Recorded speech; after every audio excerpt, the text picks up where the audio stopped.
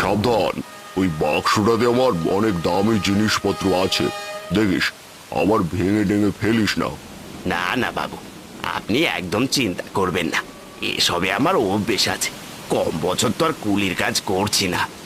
আহা, বড্ড বেশি বকিস তুই।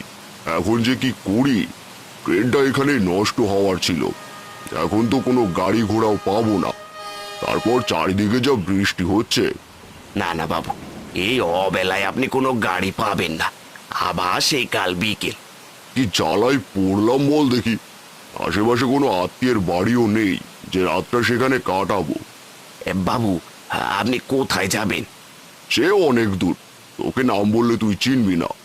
কথাটা বলেই রমেশ খুব চিন্তায় পড়ে গেল। তখন হারু আমতো আমতো করে বলল, আগে বাবু, আপনি অভয় দিলে একটা কথা কইতে পারি। তোর আবার কি কথা? না মানে, আপনি যদি চান আজকের রাতটা আমার বাড়িতে কাটাতে পারেন। হারুর কথায় রমেশ অবাক হয়ে বলল, তোর বাড়িতে? এই ছোকরা, তোর আবার চুরি টুরির কোনো ধান্দা নেই তো? রমেশের কথায় হারু দাঁতে জিহ্বা কেটে বলল, ছি ছি বাবু, আপনি আমায় এত ছোট ভাবলেন। গরিব হতে পারি, তাই বলে চোর নই আমরা। কোথায় আপনি সমস্যায় পড়েছেন, তাই আপনাকে সাহায্য করতে চাইলাম, আর আপনি বলছেন চুরি করব। হারুর কথাগুলো শুনে রমেশ মনে মনে ভাবল, না, আমার হাতে তো আর কোনো উপায় নেই। এই অজ পাড়াগায় তো কোনো হোটেলও পাবো না, তার চেয়ে বরং এই কুলির বাড়িতেই রাতটা কাটাই। কি হলো বাবু, যাকে আপনি বরং আমার পাওনা গন্ডা বুঝিয়ে দিন, আমি চলে যাই। আহা, রাগ করছিস কেন? আসলে কি বলতো, দেশটা তো চোর ছাচোরে ভরে গেছে, তাই কাকে বিশ্বাস করব আর কাকে করব না সেটাই বুঝতে পারি না। ও সব শুনে আমার কাজ নেই বাবু, আপনি আমার পাওনাটা বুঝিয়ে দিন, আমি বাড়ি চলে যাব। না মানে, তাই বলে তুই আমায় একা একা এখানে রেখে যাবি? আমি তো বললুম চলুন আমার সঙ্গে, আপনি তো যেতে চাইলেন না, এখন আমার কি দোষ? এবার হারুর উত্তরে রমেশ বলল, বেশ, তুই যখন এত করে বলছিস তাহলে চল তোর বাড়িতেই যাই। রমেশের কথায় হারু খুশি হয়ে বলল, সত্যি বাবু, যাবেন আমার বাড়ি? এছাড়া তো কোনো উপায় দেখছি না, কি আর করা, চল তাহলে। বেশ, তাহলে আমি আপনার মাথায় ছাতাটা ধরছি, আপনি সাবধানে হাঁটুন, এই চারপাশটা বৃষ্টির জলে পিছলে হয়ে আছে। এই বলে হারু এক হাতে ছাতা আর এক হাতে বাক্সটা নিয়ে রমেশকে নিয়ে বাড়ির দিকে রওনা হলো।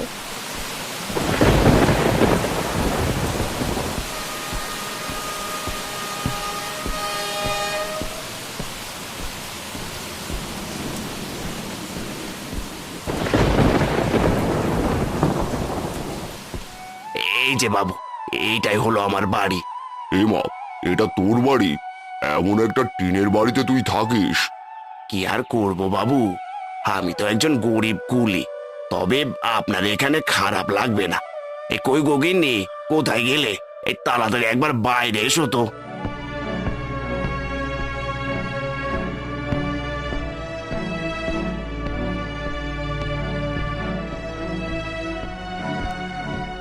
এ কি, তুমি এত তাড়াতাড়ি বাড়ি ফিরে এলে যে? হ্যাঁ গো, বাড়িতে নতুন অতিথি নিয়ে এসেছি। বাবু শহর থেকে এসেছেন, যাওয়ার কোনো জায়গা নেই দেখে বাড়িতে নিয়ে এলো। দেখো, বাবুর যেন কোনো সমস্যা না হয়। আসুন বাবু, ভেতরে আসুন।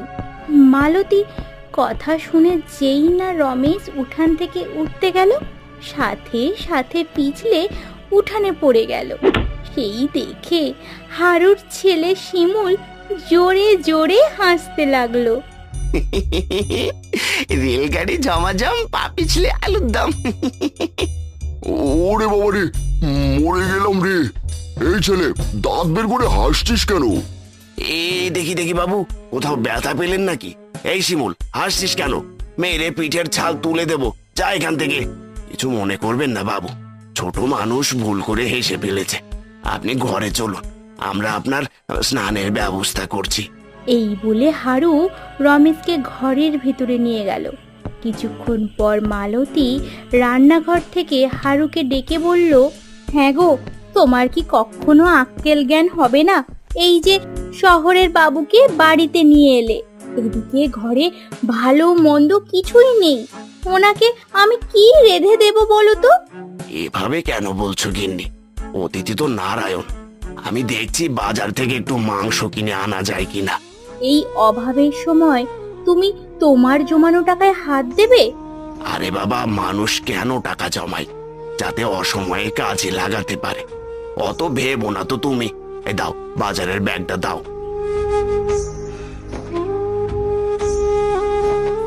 এই বলে যখন হারু বাজারের দিকে রওনা হচ্ছিল, তখন রমেশ তাকে ডেকে বলল, এই কি যেন নাম তোর? আমার নাম হারু বাবু। কেন, কিছু বলবেন? এই নে, এই টাকাটা রাখ। বাজার থেকে ভালো মন্দ কিছু নিয়ে আসিস। আসলে কি বলতো, আমার তো আবার খারাপ খাওয়ার অভ্যেস নেই। ছি ছি, এ আপনি কি বলছেন? আমার বাড়িতে আপনি অতিথি হয়ে এসেছেন, এতেই তো আমার কপাল খুলে গেছে। আমি আপনার থেকে টাকা নিতে পারবো না। দেখি, আমার যা সামর্থ্য তাই দিয়ে আপনাকে খাওয়াবো। এ কথা বলে হারু বাজারে রওনা হলো।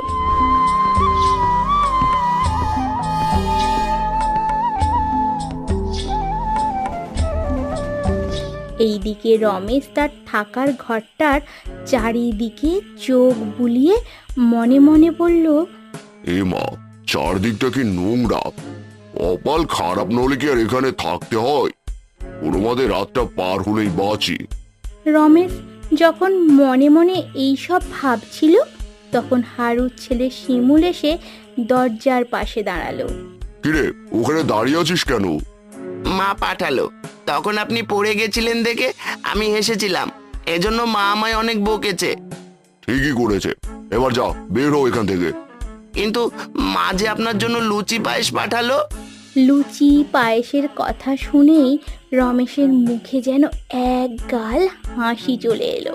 তবুও নিজেকে সামলে নিয়ে বলল, লুচি পায়েস? কিন্তু সকাল সকাল আমি তো এত তেল মিষ্টি খাই না। তাহলে কি ফিরিয়ে নিয়ে যাব? না না, এনেছিস যখন নিয়ে আই, দেখি কেমন লাগে।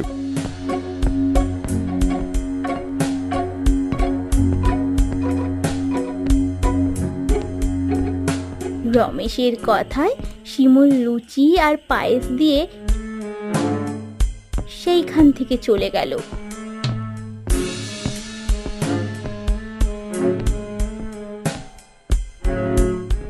তখন রমেশ লুচি আর পায়েস মুখে দিয়েই বলল, আহা, কি স্বাদ! ঠিক যেন ছোটবেলার মায়ের হাতে লুচি পায়েস। রমেশ যখন আয়েস করে লুচি পায়েস খাচ্ছিল, তখন হারু সেইখানে এসে বলল, বাবু খাচ্ছেন? কেমন হয়েছে আমার বউয়ের হাতে লুচি পায়েস? হারুর গলা শুনেই রমেশ কিছুটা ঘাবড়ে গিয়ে বলল, হয়েছে আর কি কোনো রকম। আসলে এসব খাবার তো আমরা শহরের মানুষ অত খাই না। তোরা দিলি, ফেলে তো আর দিতে পারি না, তাই খেয়ে নিলাম আর কি। কি আর করবেন বাবু, একটা দিনই তো মাত্র, একটু মানিয়ে গুছিয়ে নিন। সেটা ছাড়া কি আর কোনো উপায় আছে? যাকে, আমার বাক্সটা কিন্তু সাবধান। ও নিয়ে আপনি চিন্তা করবেন না বাবু, আপনি আরাম করুন। আমি বাজার থেকে দেশি মোরগ নিয়ে এসেছি। যাই, গিন্নিকে বরং মশলা কষিয়ে একটু ঝাল ঝাল করে রাঁধতে বলি, সাথে খিচুড়ি। কথাটা বলেই হারু সেখান থেকে চলে গেল। আর রমেশও বিছানায় শুয়ে বিশ্রাম করতে লাগলো। হ্যাঁ গো, তুমি এসব কি শুরু করেছো বলো তো? চেনা নেই জানা নেই কোথাকার কে, তার জন্য এত বাজার সদার করছো? ছি ছি গিন্নি, এমন কথা মুখেও এনো না। তুমি বলো, এবছরে বাড়িতে কোনো অতিথি এসেছে? এখন যে এসেছে তাকে যদি একটু যত্ন আত্তি না করি তাহলে কি চলে? তাই বলে এত কিছু? সকালে লুচি পায়েস, এখন আবার দেশি মোরগের ঝোল। এমন করলে যে সব টাকা একদিনেই শেষ হয়ে যাবে। হলে হবে, মেয়ে মানুষ অত কথা বলতে নেই। যা বলেছি তাই করো। দেখি, বাবুকে নিয়ে একটু পুকুর পাড়ে যায়। শহরের মানুষ মাছ ধরতে দিলে খুব খুশি হবে। এই বলে হাসি মুখে হারু আবারও রমেশের ঘরে গেল। বাবু কি ঘুমোচ্ছেন? হে হারু, আয় ভেতরে আয়। চলুন বাবু, আপনার জন্য মাছ ধরার ব্যবস্থা করেছি, দেখবেন আপনার ভালো লাগবে। মাছ ধরার? কি বলিস, তোর আবার পুকুরও আছে নাকি? হ্যাঁ বাবু, তা একটা আছে। চলুন আমার সাথে, দেখবেন এই বৃষ্টিতে মাছ ধরার মজাই আলাদা। হারুর কথা শুনে রমেশ মনে মনে ভাবল, না বাবা, এই গরিবগুলোকে ভরসা নেই। আমায় মাছ ধরানোর নাম করে বাইরে নিয়ে গিয়ে হয়তো আমার বাক্সটাতে হাত দেবে। না না, আমি যাব না। কি হলো বাবু? না, আসলে শরীরটা কেমন ম্যাচ ম্যাচ করছে, বুঝলি তো। আমি আর এখন যাব না। সে কি বাবু, আমি যে ব্যবস্থা করলাম। এ তো খুব চালায় ফেলালি। বেশ, যা, আমার বাক্সটা একবার এ ঘরে নিয়ে আয় দেখি। আগে বাবু, এক্ষুনি নিয়ে আসছি। হারু বাক্সটা আনতেই রমেশ সেখানে একটা বড় সড়ো তালা লাগিয়ে দিল। কিছু মনে করিস না হারু, আসলে চোর ছাচোরের কথা তো আর বলা যায় না। কখন কোথা থেকে হানা দেয়, তা একটা বড় তালা ঝুলিয়ে রাখলাম। হ্যাঁ বাবু, ঠিকই বলেছেন। এবার চলুন দেখি।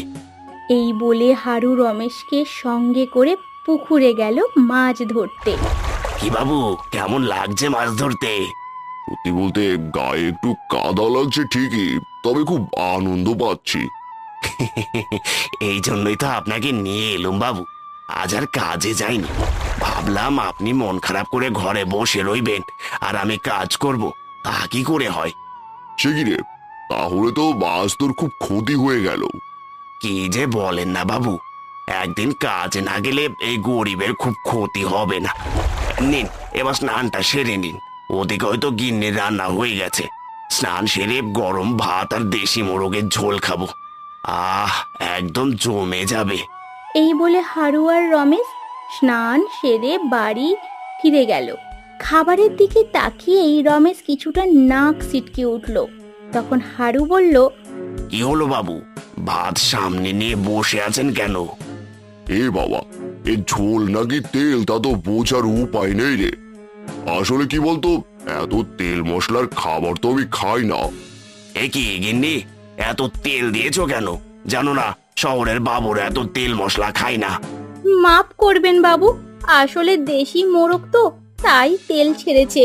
আমি আমি অত তেল দিইনি। আহা, বউকে বকছিস কেন? এই তো আমি খাচ্ছি। কথাটা বলেই কিছুটা নাক সিটকে রমেশ যখন এক গাল ভাত মুখে দিল, সাথে সাথে স্বাদে যেন তার মুখটা বদলে গেল। তাই মনে মনে বলল, আহ, কি স্বাদ! মনে হচ্ছে কতকাল পর এত স্বাদের মাংস ভাত খাচ্ছি। কি হলো বাবু, খেতে পারছেন না তাই না? এ গিন্নি, বাবুর পাতে আর দুটো মাছ দাও। থাক বাবু, আপনাকে আর মাংস খেতে হবে না। না না, খেতে হবে না কেন? তোর বউ এত যত্ন করে রাঁধলো, আর খাবো না? দাও, আমাকে আর একটু মাংসের ঝোল দাও তো। দেখলে তো গিন্নি, বাবুর মনটা কত নরম। ভালো লাগছে না তাও তোমায় কষ্ট দেবে না বলে নিজে কত কষ্ট করে খাচ্ছে। নিন বাবু, একটাই তো দিন, একটু মানিয়ে গুছিয়ে নিন। এই বলে সবাই খাওয়া দাওয়া শেষ করলো। সন্ধ্যা হতেই হারু মালতীকে বলল, হ্যাঁ গো গিন্নি, ঘরে কি চালের গুঁড়ো আছে? কেন? চালের গুঁড়ো দিয়ে আবার কি হবে? দেখো বাপু, আমি কিন্তু আর কিছু করতে পারবো না। আহা, ওভাবে বলছো কেন? রোজ রোজ কি আর অতিথি আসবে নাকি? বাইরে কি সুন্দর বৃষ্টি হচ্ছে, একটু পিঠা বানাও না। দেখো, এত আদিক্ষেতা আর ভালো লাগে না। এত কিছু করে রাঁধছি, আর তোমার বাবুর তো কোনো কিছুই ভালো লাগে না। তুমি বড্ড বেশি কথা বলো। একটাই তো রাত, সকাল হলেই বাবু নিজের শহরে চলে যাবে। যাও, যা বললাম তাই করো। হারুর কথা মতো মালতী পিঠা বানাতে রান্নাঘরে চলে গেল। পিঠার সুঘ্রাণে সারা বাড়ি ম ম করে উঠল। আহ, কি সুগন্ধ! মনে হচ্ছে যেন নিজের শৈশবে ফিরে গেছি। মাছ ধরা, পুকুরে ঝাঁপ দিয়ে স্নান করা, লুচি পায়েস খাওয়া। কিন্তু না, এদেরকে এত সোজা সরল ভাবলেও চলবে না। খেয়াল রাখতে হবে, কে বলতে পারে সবই আমায় লুটে নেওয়ার ধান্দা। এই বলে রমেশ আবারও বিছানায় শুয়ে পড়ল। রাতে খাওয়ার সময় হারু রমেশকে বলল, নিন বাবু, আজকে রাতটা একটু কষ্ট করে এসব খান। কালকে তো আপনি আবার নিজের বাড়ি ফিরে যাবেন। হ্যাঁ রে হারু, আজকে একটু কষ্টই হয়ে গেল। তোর ছেলেটাকে তো দেখছি না, ও কোথায় গেল? ও ঘুমিয়ে গেছে বাবু। আপনি খাওয়া শেষ করে ঘুমিয়ে পড়ুন, কাল তো আবার অনেক সকালে ট্রেন। শোনো গিন্নি, বাবু যাওয়ার আগে কিন্তু তুমি সকালে জল খাবার করে দিও। আরে না না, ওসবের দরকার নেই, আমি বরং রাস্তায় খেয়ে নেব। না না বাবু, রাস্তার খাবার খেলে বা আপনার শরীর খারাপ করবে। কি গিন্নি, পারবে না সকালে রান্না করতে? পারবো না কেন, আপনি চিন্তা করবেন না, আমি সকাল হলেই সব রান্না করে দেখবো। মালতীর কথা শুনে রমেশ খাওয়া দাওয়া শেষ করে বিছানায় চলে গেল। হঠাৎই তার মনে হলো, না, আজ রাতে ঘুমোনো যাবে না। ওরা নিশ্চয়ই অন্য কোনো ফাঁদ পেতে রেখেছে। যাই, চুপি চুপি আমি বরং ওদের ঘরে গিয়ে আড়ি পাতি, দেখে কিছু জানা যায় কিনা। এই বলে রমেশ চুপি চুপি হারু আর মালতীর ঘরের কাছে গিয়ে দাঁড়ালো আর শুনতে পেল হারু মালতীকে বলছে, হ্যাঁ গো, বললে না তো বাবুর জন্য যে জামাটা কিনে এনেছি, তোমার কেমন লাগছে? কি আর বলবো, তুমি যা শুরু করেছো, চেনা নেই জানা নেই, তার জন্য এত খরচ তুমি কেন করছো তাই তো বুঝতে পারছি না। এবার সত্যিই জমানো টাকাগুলো সব শেষ হয়ে যাবে। আহা, আবার সেই একই কথা। বলেছি না, অতিথি নারায়ণ। তাছাড়া বাবু কত ভালো মানুষ, এত ধনী হওয়া সত্ত্বেও তার মনে একটু অহংকার নেই। নইলে কি আর আমার ভাঙা ঘরে থাকতে আসে? সে যাই বলো, তাই বলে একটা লোকের পেছনে তোমার এত টাকা খরচ করা একবারে উচিত হয়নি। গিন্নি, অমন কথা বলো না। তাছাড়া বাবু তো কালকেই চলে যাবে। নাও, এবার ঘুমিয়ে পড়ো, কাল তো আবার ভোরে উঠে তোমাকে বাবুর জল খাবার বানাতে হবে। এই বলে হারু আর মালতী ঘুমিয়ে পড়ল। কিন্তু বাইরে দাঁড়িয়ে থাকা রমেশ এই সব শুনে তার চোখে যেন জল চলে এলো। তাই নিজের ভুল বুঝতে পেরে সে মনে মনে বলল, হাই বিধাতা, এ আমি কি ভুল করছিলাম? এত ভালো মানুষদের আমি কিনা চোর ভাবছিলাম। আমায় ক্ষমা করে দাও বিধাতা। সত্যি গ্রামের গরিব লোকেরা এখানকার প্রকৃতির মতোই সহজ সরল, এদের মনে বিন্দুমাত্র কালিমা নেই। অথচ আমি মনে মনে এদেরকে কত ছোট ভেবেছি। এই সব ভাবতে ভাবতে রমেশ চোখ মুছতে মুছতে নিজের ঘরে চলে গেল।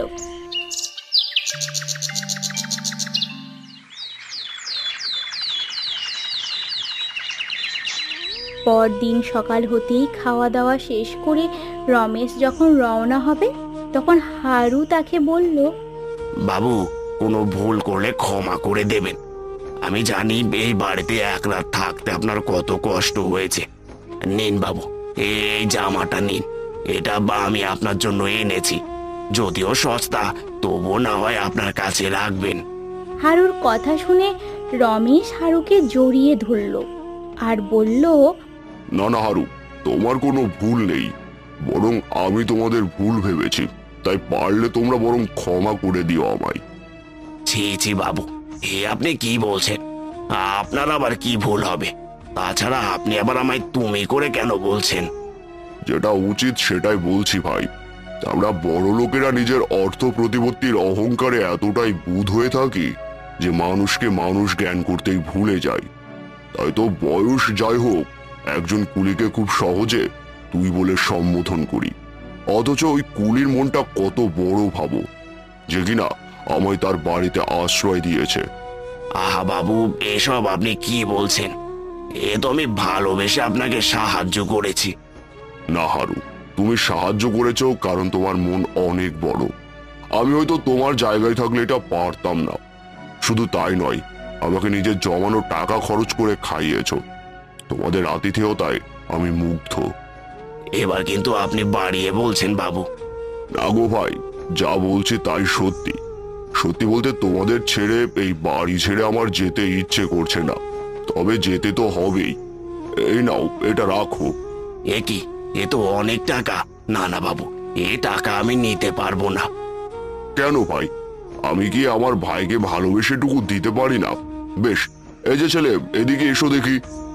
রমেশের কথা শুনে শিমুল সেই দিকে এগিয়ে আসতেই রমেশ তার হাতে টাকাটা দিয়ে বলল, বেশ, তুমি যখন নেবেই না, আমি বরং আমার ভাইয়ের ছেলেকে ভালোবেসে এটা দিলাম।